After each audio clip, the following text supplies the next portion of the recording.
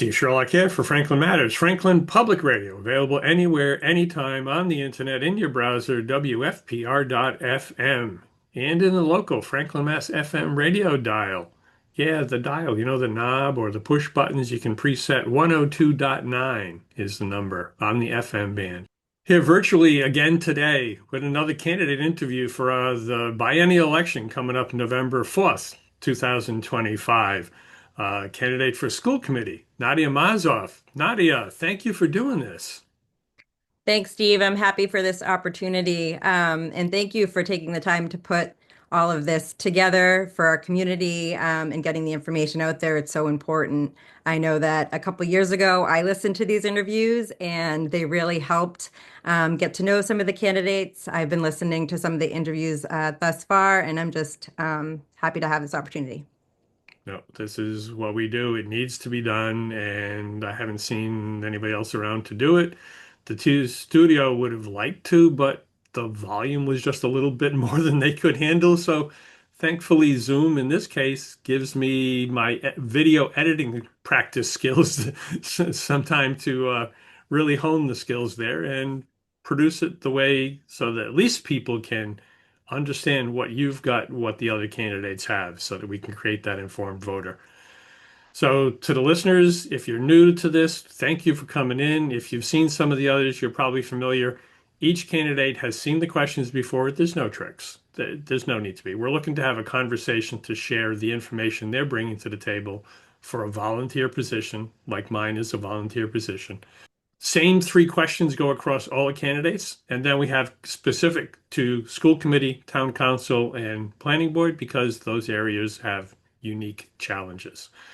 All of this is intended to be done within the week as we record this because early voting starts October 17th, that Friday, and runs through the Friday, I believe, just before November 4th, when people have their final chance to vote on that Tuesday, November 4th, at the high school from 6 a.m. through 8 p.m.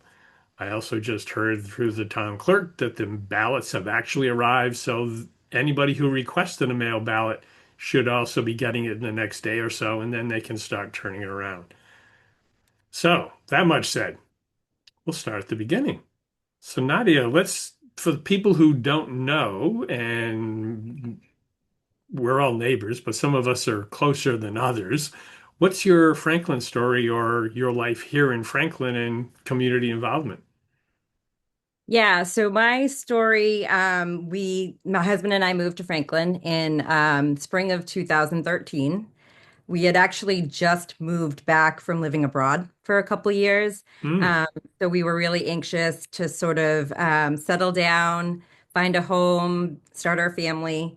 Um, I'm originally from Newton. My husband's from Maryland. We sort of lived around the Boston area for several years after college. Um, but looking for a community to sort of settle down in, we originally were trying to sort of stay around the Newton area. I come from a very strong Italian family, hmm and wanting to start a family, we were hoping to stay close by, but knowing what the real estate values were looking like, we quickly expanded our search. I also have a close family in Franklin, so I was familiar with the community. Um, we found our home and really fell in love with it and sort of started weighing out those pros and cons, right? So we had that low interest rate of 2013 hmm for us, thankfully. But there was also the Franklin's low tax rate, the commuter rail. My husband was working in Boston at the time, so that was essential. Um, and most importantly for me was the schools, hmm the reputation for the public schools.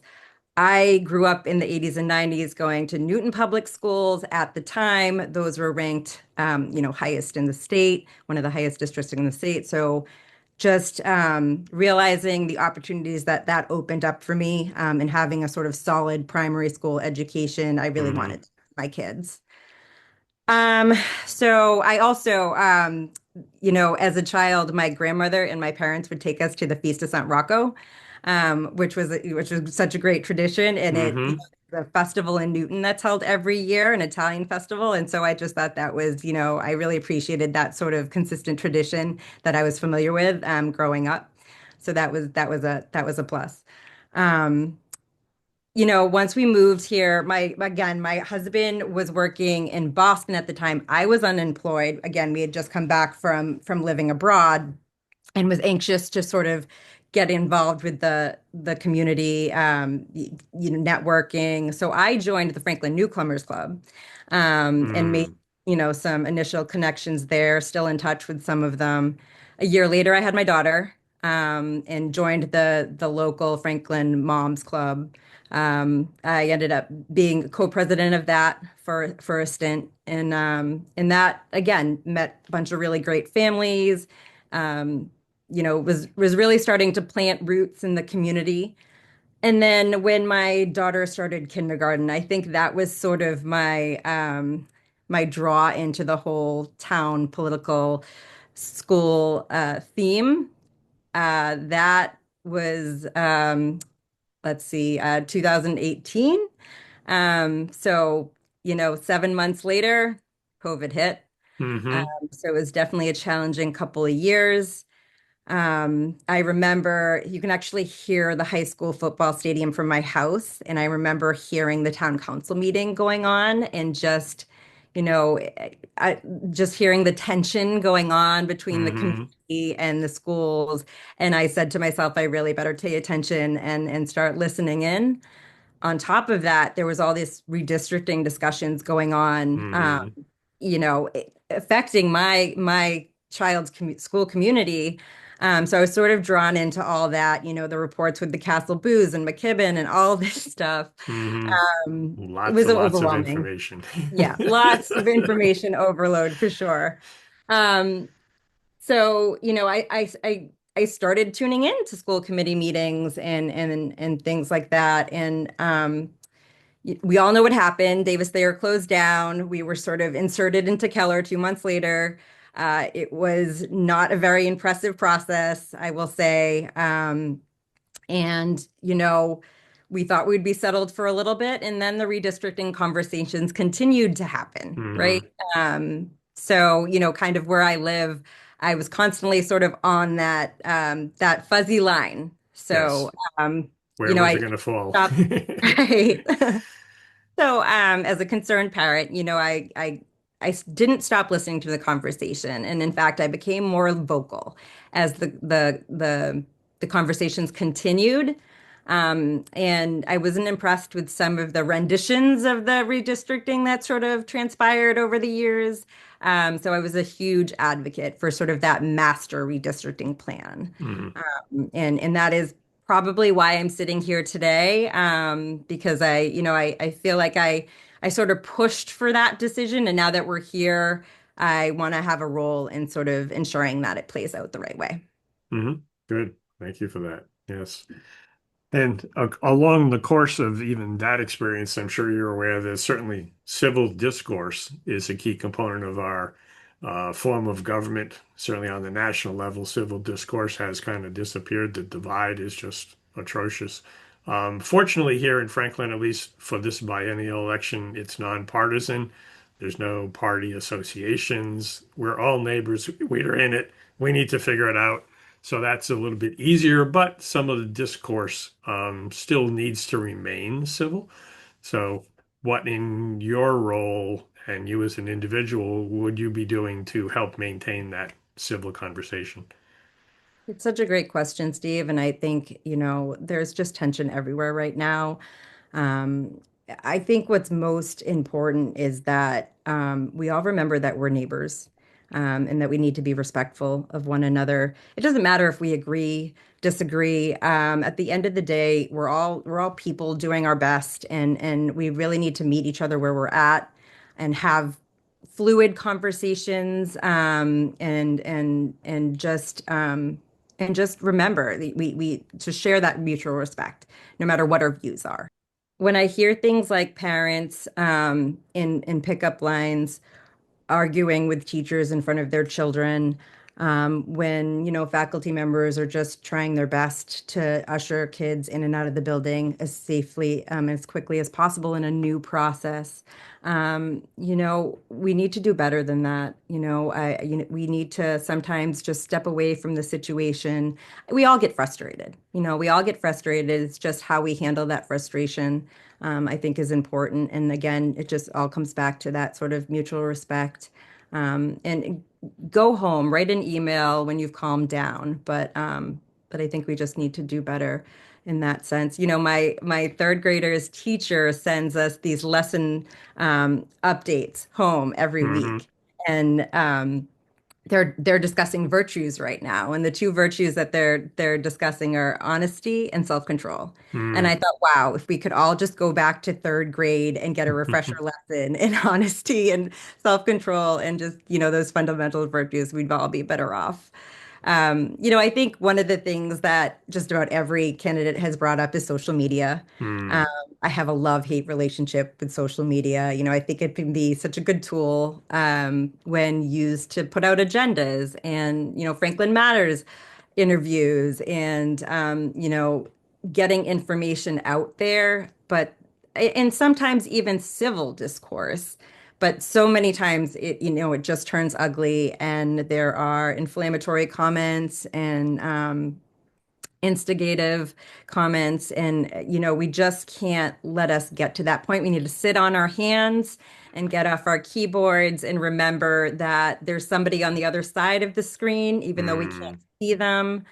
Um, and, I think also we need to look at, what causes tension, what triggers that and that frustration. And I think it's just the fact of, not feeling like you're heard, Mm. Yeah. not feeling like your opinion is being valued or taken into consideration. So I think we just need to, I personally, I don't want to ever shut anybody out.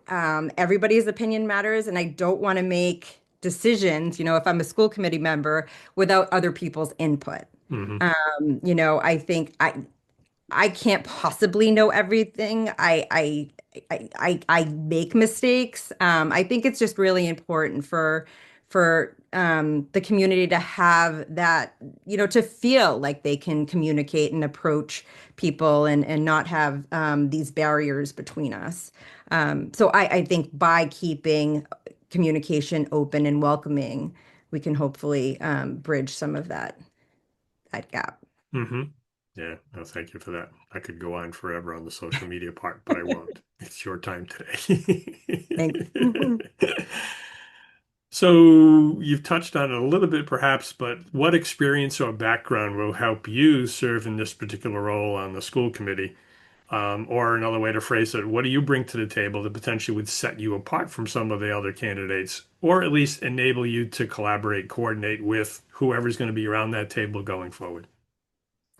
Yeah, so professionally, I went to business school. I have a finance degree. I spent over a decade in financial services. I won't bore you with the details, but I think that would probably come in handy during budget season. Just a wee Um, bit. I also own a small business. I'm an interior designer. And I think any small business owner will tell you that when you own a business, accountability is literally Hmm. everything. You always have to put your best foot forward when your reputation is at stake, or you won't be in business very long. I think I'd sort of take over that same mentality over to school committee is, I always want to put my best foot forward. But I also think it's important that you admit when you make mistakes. That's what builds Mm. trust. You Right. can't always make the right decisions, and acknowledging that is super important.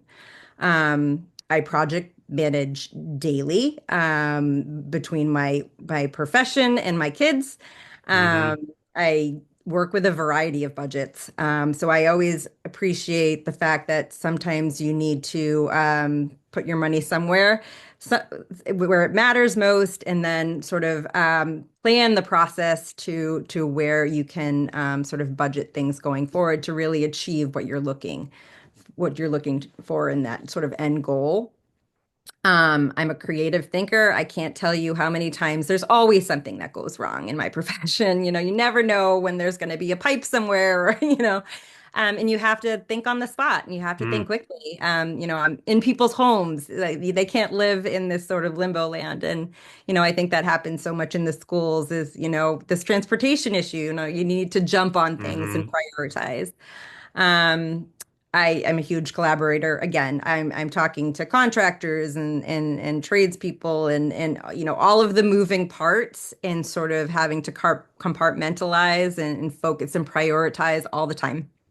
Um, I personally, I have a middle schooler and I have my son's in elementary school, so I have sort of eyes hmm into both of those levels right Sure. now, which I Yep. think is helpful. I'm on soccer fields, baseball fields, at dance competitions. I'm constantly having conversations with people, which I think is important. Um, and I do have experience with, sort of the IEP and 504 process. hmm I've been through that.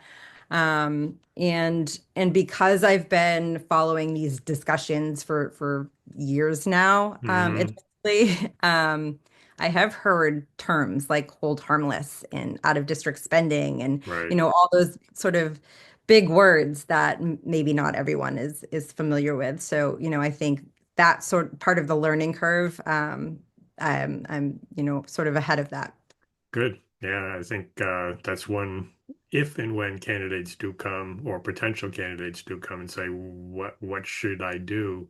The first thing to do is just, watch meetings for about a year at a minimum, to find out what is indeed going on and then ask questions because, yeah, to your point, terminology is going to come up and well, what does that mean? What does that mean? And yeah, that I think A will lot to help know. you. Yeah. That Sure. that should help. You may still get some additional learning, 100%. 100%. but Yep. that's going to be a good start. So, moving to the school committee questions specifically, as the redistricting decision at least is behind us, certainly there's a boatload of work left. Um, what do you see as one of the key priorities for the district?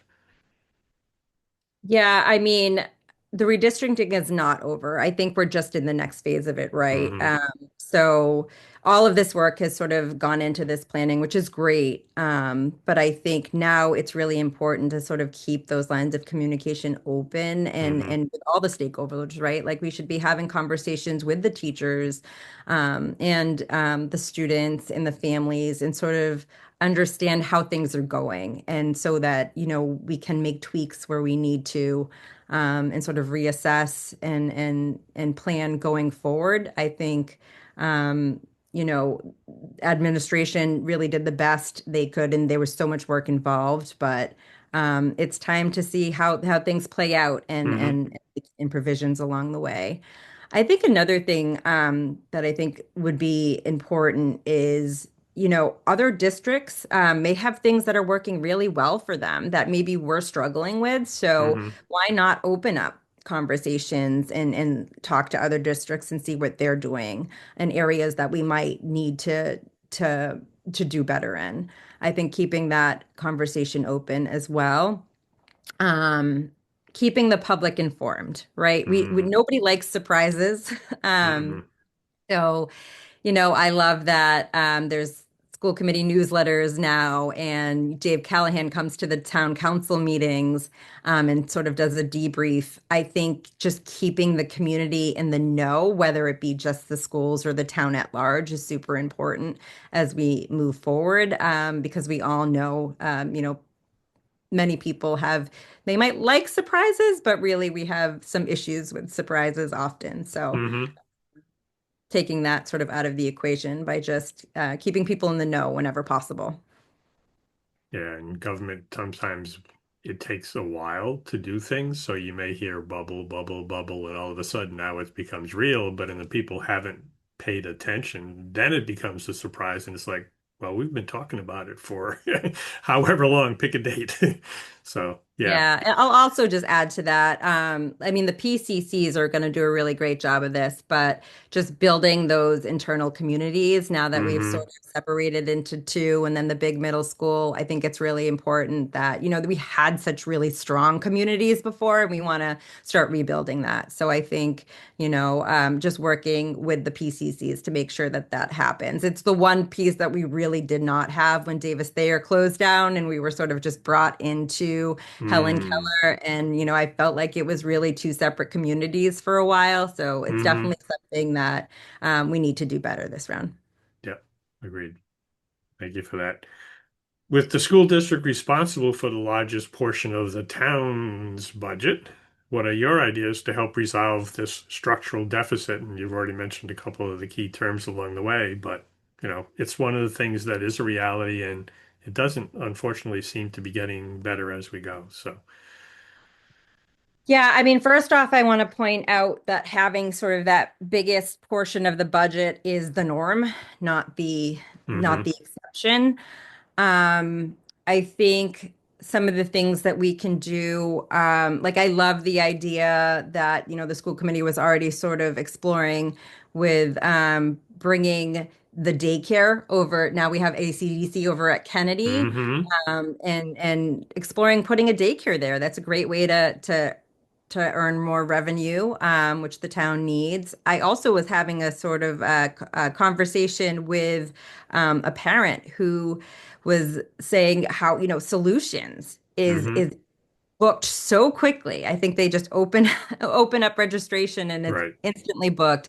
If we could explore possibly expanding solutions, another way to increase revenue, hmm just sort of that out of the box type of thinking is so important.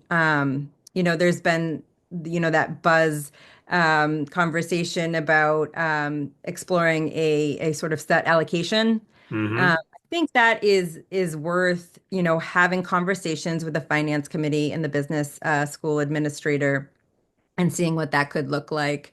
There was so much talk during both overrides about hmm how people are uncomfortable of, where that money goes that year after the override, and sort of getting dumped into just like a big bucket. And so perhaps if it's designated, to schools in a certain way, hmm I think we can avoid maybe that tug of war that always happens between the schools and the municipal departments. The other piece I will say is, I feel like I should be shouting from the rooftops on this, Steve, but I'm still hearing comments in the community that the schools need to be more efficient, right, in our budget planning. That is, in fact, what the schools have been doing for the last 2+ years in this whole restructuring, like really looking at all of the pieces and trying to do the best with what we know we have. And many teachers were sort of let go in this process of merging schools and such. And I think the community needs to understand that we saved the town $3 million off the bottom line. And so I'm really curious about those budget conversations this year to see, hmm that $3 million sort of goes forward. And unfortunately, we still took a $2 million hit on top of all of those efforts, which almost every family in this community has now been affected, hmm sometimes twice. And so, I think it's just important that the community understands and they know this. So yes, we're going to continue to look for ways we can increase revenue and always watching the budget and the bottom line. And maybe there are clubs that aren't being signed up for things in school that are aren't favored, and we can take away from those so we can add somewhere else. But hmm ultimately, the community really needs to come together and fix this together. No doubt about that. Absolutely. I totally agree. It's our problem to solve. There's no, I think I said somewhere else, there's no silver night coming or whatever color night you want to call it. There's nothing on the horizon that's going to help us. It's going to be us. Because that hold harmless also at the state is going to be reevaluated. And at some point in time, they're going to make a decision around the Student Opportunity Act, which was revised, I think, in 2018, 2019, something in that time frame. And there's still inequities across the state. Respectfully, we're still getting more than we should as a community, and we just have not yet ponied up to do our fair share. That's the bottom line. Um, I understand the affordability of it totally. I'm on a retired income as well. I know that. But hold harmless and that formal solution going forward, those are going to be some big issues. So, yeah, it's going to be a challenge. Absolutely. Yes. So while we've covered a bunch of topics, if there's something else that we haven't covered that you'd like to address while we have the time and the opportunity, Um, you're open to do so. I'll just say, I've been in Franklin for 12 years now. It's my home. It's my family's home. I'm passionate about this community. I'm really passionate about sort of paving the way for this generation of kids. I think we need to remember that these kids had experienced COVID, right? Hmm. They're already a little bit behind, and they've done a really great job of catching up to some degree. Um, but also this is their second redistricting, Hmm. and the world is in chaos. So I think, you know, I- I'm passionate about trying to ensure that these kids have the tools they need to not only survive, but thrive wherever they end up. And I think, I hope that I think the election is crucial. I think that people really need to pay attention to candidates and watch these interviews and get out there and ask questions and hear what they're saying, also hear what they're not saying. Hmm. And I'm happy to answer any questions if anybody wants to reach out. And really, I think we just need to come together and show up on November 4th. Yep. On or before November 4th. It will also include in the video as we complete this a slide with your contact info so that people will be able to reach out through that channel with your email, phone number, etc., which is already public info through the town clerk's page anyway. So it's something that's part of you signed up for and you're willing to do based on what you've said. So yeah, that's all goodness. So thank you for taking time today to explain where you're coming from and what you're going to do for the school committee. Thank you, listeners, for tuning in. Stay tuned. There's going to be at least a few more of these as we kind of close out the process. And a quick reminder, we do this because Franklin matters.